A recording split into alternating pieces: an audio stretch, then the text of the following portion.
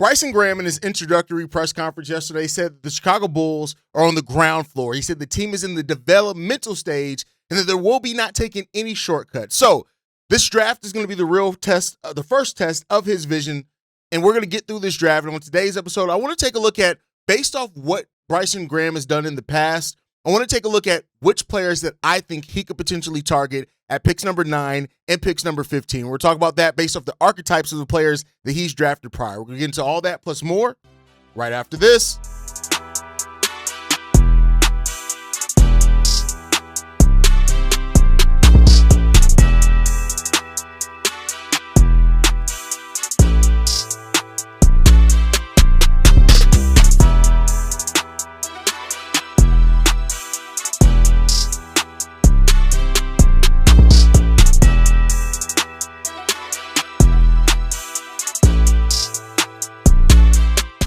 What's going on, Bulls fans? Welcome to another episode of Chicago Bulls Central, your number one spot for everything Chicago Bulls related. I'm the host, Eric Hayes, but more importantly, you guys can follow the channel at Bulls Central Pod on every social media platform we happen to be on. With that said, let's go and get into this content for today, y'all. And yeah, man, I want to look at the NBA draft, but now that we know the guy that's going to be running the show for the Chicago Bulls in Bryson Graham, I want to use what he's done, what he said in his introductory press conference, as far as him saying that he wants length at every position. He wants switchable players that can guard and two-way players in regards to that. I want to take a look at what that could mean for the Chicago Bulls and their draft board now that Bryson Graham is the guy that's going to be running that. We have the draft combine and the draft lottery, both that start on Sunday.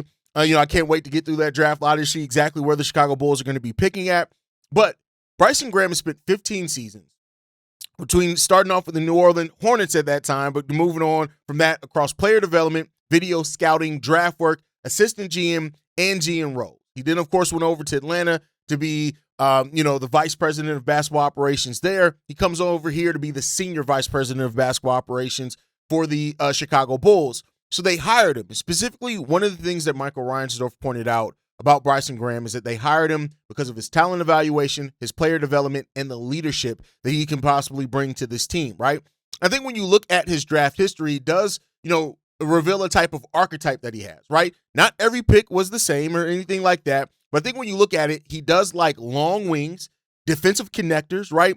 Big guards as well as rim protectors. Mobile rim protectors is really what it seems like he likes as well. I think also when you look at his draft profile of the players that he's drafted, he favors physical tools, plus, scoring flashes in regards to that, right? He likes players that can do multiple things. I think that's highlighted by when you look at like Trey Murphy III is one of those guys, and Nickeil Alexander-Walker.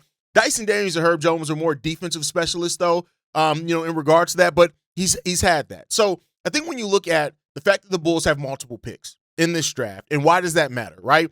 I think that you look at it, at some of the best swings that Bryson Graham has made is come in the middle to late of the first round. I think that's important, especially when you look at the Bulls having number 15, number 38 in this draft and the value that he could try to find at those positions, right? That's where the Bulls need the most improved scouting. And really, based off what AK did or did not do for this team, you need improved scouting everywhere because AK was a terrible talent evaluator when it comes down to it, right? So while this draft class is, look at the back half of the lottery, right, through number 20. There's a lot of different ways that it can go based off how the draft board falls. Now, we're probably going to do another revamp version of this after the official draft lottery and we know where the Chicago Bulls are going to draft at. But I don't think that the Bulls are going to aggressively consolidate picks in regards to it unless it falls in that 11 to 13 range, right? Keep in mind, the Chicago Bulls can move into the top 4, but they can also drop 4 spots. If teams pass them up, they can drop as low as 13th, right? I do think if the Bulls do draft fall to 12, 13, they have 13 and 15, you could maybe see a consolidation of picks at that point in time. A lot of you guys have asked, could the Bulls pair their 2 firsts to move up? I think if you move out of the top 10, that's probably where the Bulls could do something like that if that ends up being the case, right? But other than that, I don't think the Bulls should over try to compensate in this draft. I think evaluate the draft board, take the talent that's there. I don't think you have to do a little too much as far as consolidating picks or anything like that. I do think that one of Bryson Graham's advantages in regard to this is going to be that he's going to take quality swings rather than one massive trade up, right? I think that's kind of what you look at when you see Bryson Graham's draft history. It's quality over a big swing, right? And quality at each pick, trying to get the most value out of each pick, especially when you hear Bryson Graham actually call this a rebuild, saying they're working from the ground floor, saying that this draft is going to help establish the foundation of what they're going to do as a team going forward. All those things I think point towards, and also doing it over time, right? They're going to have patience. They're not trying to rush or skip steps. So I think because of that, you're going to see a more intentional draft from the Chicago Bulls, meaning you're not going to see a lot of trade-ups. You're not going to see those type of things. You may see maybe in the second round, you compare some of your seconds to move up. Maybe if they see a target that's on the board and they feel like it may not be there at 15, maybe they try to trade up from 15 by using some seconds as well. But I don't think you're going to see a consolidation of their first-round picks to try to move up after a big swing. I think they're going to be a little bit more patient in regards to that. So with that said, I want to take a look at 9 and 15 and 38 and some of the players that the Bulls could target at those respective draft positions. So first up, at number 9, I do think you have to look at Aday. Now, this is somebody that prior to this situation, again, this isn't me saying this is the players that I like. This is me saying based off what Bryson Graham has done, these are players that I could see, right? And when you look at Aday and how he could fit necessarily with Monas Buzelis and Josh Giddey, bring that rim protection that you need with players like that. Also a lob threat that compare with Josh Giddey. He's not the most mobile big, right? And I do think one of the things that you like to see, that you have seen with Bryson Graham is that he likes rim protectors, but more so mobile rim protectors that aren't just kind of standstill guys and that rely heavily on, that they have no other offensive skill set. And Aday, for me, his foot speed, those type of things, they're a little bit of a concern for that, but I do think he may be the best structural fit. 12.1 points per game, 6.8 rebounds, a 66.8% shooting, right? And I think when you look at that, this is the Athletic has him as a Bulls best pick. They have the kind of the same in regards to that. He's the most natural defensive anchor in this draft, and that is something that the Chicago Bulls team has drastically missed. And when you have a player like Josh Giddey, who's not the best defensively at your point guard situation, but does offer elite playmaking ability, and on top of that, he has grown as an off-ball scorer, and we know that he does make players better around him. You see what he did with Nick Richards. Aday is a lot even more mobile than that. I think defensively, the size that Aday has here will let Chicago play bigger. And when you look at as well, it's on-ball guards, you would have kind of more, protection for those guys if they do get blown by. I do think there is a counter argument to this as well. His hands aren't the greatest around the rim. His turnover profile leaves some to be desired with as well. And his lateral mobility may force you to have to be more conservative in your scheme, much like we kind of saw with Nikola Vucevic as far as having to play, only being able to play in that drop coverage. So it's not a perfect fit, but I do think Aday has a lot of upside, especially for what the Bulls need and what they're currently lacking on this roster, that Aday could fit in with that one. So I think Aday definitely fits the profile that Bryson Graham likes to draft, and I can see him taking Aday. Next up, Brayden Burries, right? I think when you look at Brayden Burries and what he brings here, the scoring, the shooting, the rebounding, the physicality, and the defense, you talk about the way that Bryson Graham explained needing players that can guard up multiple positions, switch on multiple positions. Brayden Burries is probably going to be somebody that can guard 1 through 3. I really believe that. Now, I'm not saying all threes, but he can probably guard 1 through 3. This is a guy that's a proven winner, right? And I think when you look at depending on how Bryson Graham rates how the Chicago Bulls perimeter needs are as far as perimeter point of attack defense, which is something that he did mention in his press conference. I think that he's already been mocked to go to the Chicago Bulls by a number of mock drafts as well. ESPN has had him go there. The NBA draft room has had him go there. And I think the 16 points per game, 4.9 rebounds, 2.4 assists, 49% shooting from the field, 39% shooting from 3. I think that when you look at the scouting report on Brayden Burries, it fits what Bryson Graham likes a lot. Those two-way players. And I can say this, he can play with Josh Giddey, doesn't necessarily need to replace Josh Giddey. And I think because of the history of appetite for longer two-way guards, there's really there. Now, the risk for Brayden Burries, I do think that it's the ceiling, and of course, there is some overlap there. I do think he's a more powerful guard than really what you look at as an elite guy that creates separation off, dribble moves and things like that. I think he can work that into his game, but that's not necessarily what he does. He doesn't create the greatest separation on ball dribbling yet, but he is a guy that uses his length. He uses the combination of speed that he has. I think you have that in regards to that. And I do think like there's a little bit of a size discrepancy there, but I think his wingspan overcomes it. I think we saw Trey Jones next to Josh Giddey and it was perfectly fine. So I believe that Brayden Burries is kind of an upgrade over that in the sense that he's a very more willing scorer and a much better shooter while maintaining the passing that Trey Jones has, also the defense that Trey Jones has. I can see all those things working out for the Chicago Bulls. So that's the next guy. The other guy at number 9, and I know this is going to be a guy that not a people like to agree with, Nate Ament. I think this is the upside play, right?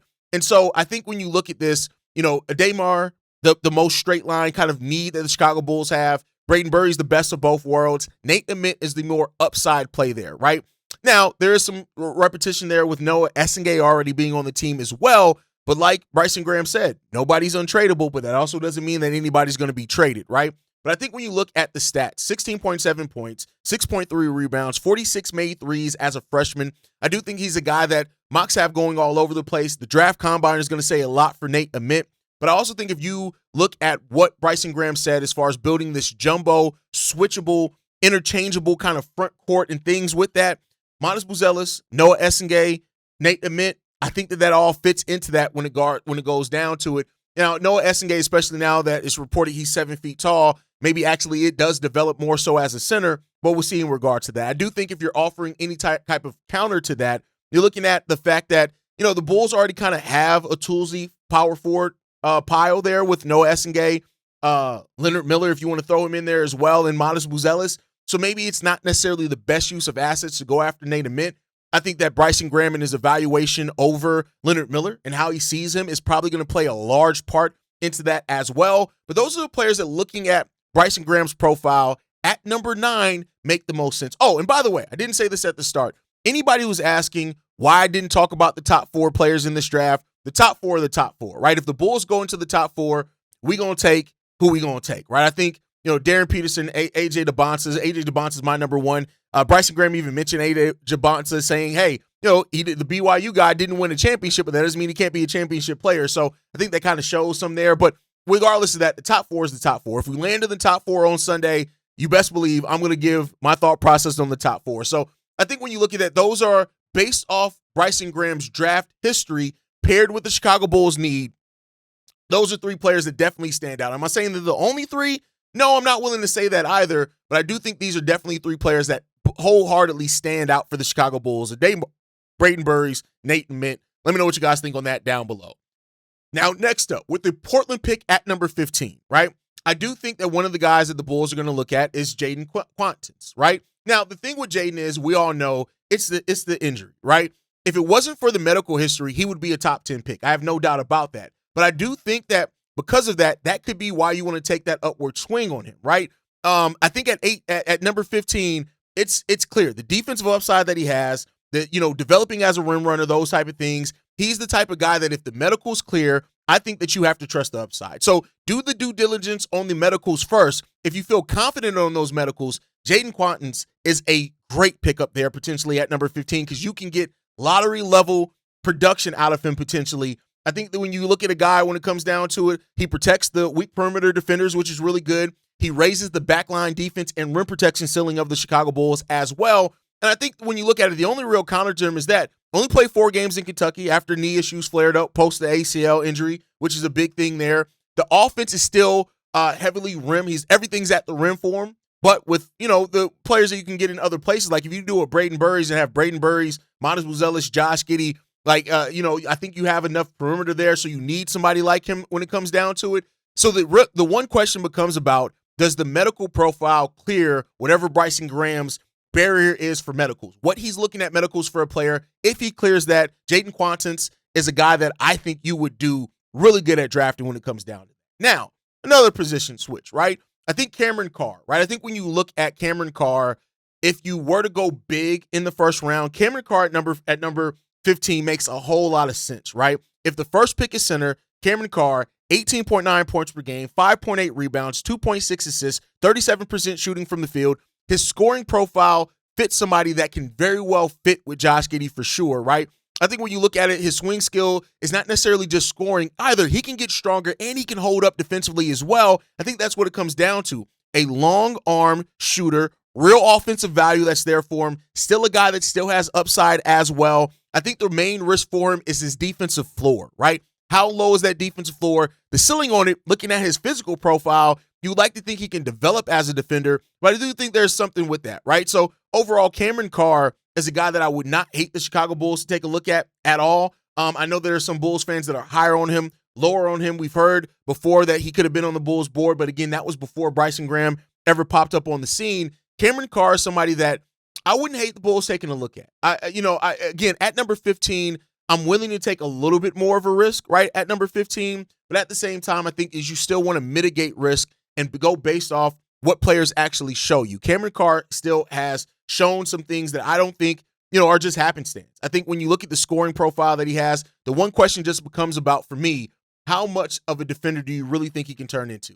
If you believe that he can turn into at least a non-negative on the defensive side of the ball, that goes to that defensive floor, I think that he can help the Bulls or any team in the NBA tremendously, as a matter of fact. It just comes down to if the Bulls feel comfortable with what he's bringing there.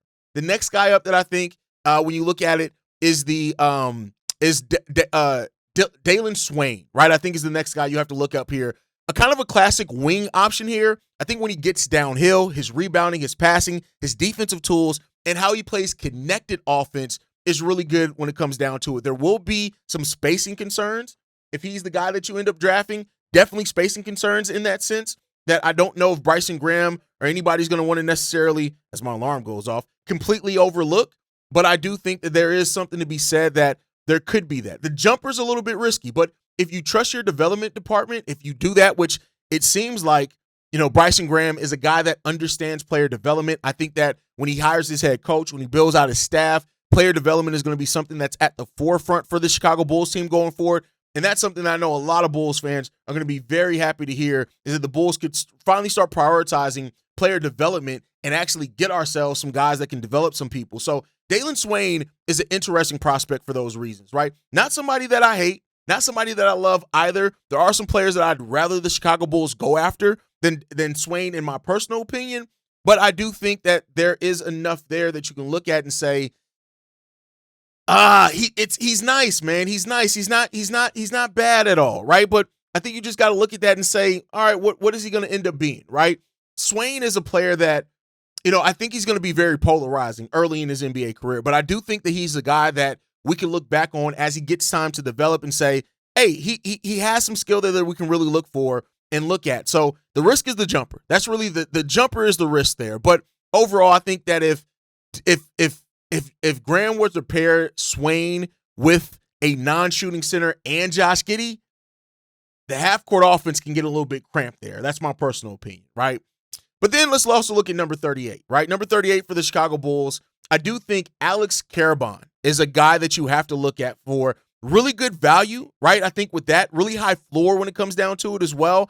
I think that if you want somebody who can be a rotation player kind of sooner rather than later, but maybe has, maybe not as high of a ceiling, but a high floor, it shows. At UConn, 13 points, 5.3 rebounds, 37.4% from three, 85% from the foul line as well. I think when you look at with regards to it, it's about the mix that you have early in the draft and later in the draft. I think that he's smart. He has the size that Bryson Graham likes. He knows how to play basketball. He always moving, keeps the ball moving as well. And he can play next to any of the centers that we could possibly draft in this draft as well. He's probably going to be a role player at the next level. But again, while the star upside's not there, finding the guy really, really high floor at number 38 can do a lot for the Chicago Bulls. So I like that. Next guy up, Ryan Conwell. This is a guy that I think is, when you look at an offensive target, it does that, right? If we end up taking front court and defense in the first round, I think when you look at Louisville, what he had at 18.8 points per game, right? This guy is a guy that is going to get invited to the combine. He team leading scorer. He can be, he was a leader scorer in that. He's not going to be that in the NBA, but I do think he can develop for you as a offensive weapon coming off the bench, right? That offensive firepower, I think he can really do into that. He's a low risk second rounder, so I really like that part of it. But I think that you already have backcourt. You're probably going to go backcourt at some point in the first round as well, so I don't know. The next up, Terrence Reed Jr. I think that this is one of the best options for the Chicago Bulls in the second round. If you get out of the round one somehow without a center, Terrence Reed Jr. is somebody that you definitely have to take, I think, in the second round. 14.7 points, 9 rebounds, 60% shooting from the league as well. I do think that His range is from late first to early second. I think the physicality that he has, the finishing around the rim, the rebounding, this is a guy that's ready-made to be a rotational center at minimum. So I really like that for as well. He doesn't really add much floor spacing, or maybe a little bit of it when it comes down to it, but I think he has a fit. If you surround him with enough shooting, I think he brings a fit for the Chicago Bulls. So that's the picks. I'm not going to go into the Denver second. That's so far down. The prospects for there are all over the board when it comes down to it. But I think this is a really good list of potential prospects for the Chicago Bulls, in my personal opinion. I think what this draft says about the Bulls' future is that, he said we're at the developmental and we're at the ground floor. I think that this draft will reveal just how patient it really is. No player is going to be viewed as untouchable, so it comes down to that. We'll see. But the Chicago Bulls need length, defense, shooting, and balance on the roster. I think that's what you can find in this draft. And I think that's what the things that Bryson Graham is very much so going to focus at in this draft as well. But that's going to do it for me for today, y'all. I want to thank you guys for tuning in, man. Let me know what you guys think about all this. Bryson Graham said that the Bulls are on the ground floor. He said that this thing is going to take some time. He said that the draft is part of the foundation of this for the Bulls. So now we get to see what this foundation looks like. Picks at number 9, 15, and 38. That's if they don't move in any other spot. We'll see. This is an opportunity for Bryson Graham's scouting eye to show up very early. This can't be about taking the loudest name. It's about getting the right people to help set that foundation for the Chicago Bulls. So make sure you guys are locked in all season long. Like the video, subscribe to the channel as well. Hit that notification bell so you never miss an episode or an upload. You can follow us at Bull Central Pod on every social media platform we happen to be on. You can send us any feedback, questions, comments, concerns. bullcentralpod@gmail.com. And lastly, if you want to leave a text message and our voicemail for the mailbag, the number to do so, 773-270-2799. We are the number one spot for everything Chicago Bulls related, but that is thanks to you, lovely and beautiful people. And like I like to end every episode on, go Bulls. Love you guys. See you right if you can, y'all. Peace. This has been a presentation of the Break Media.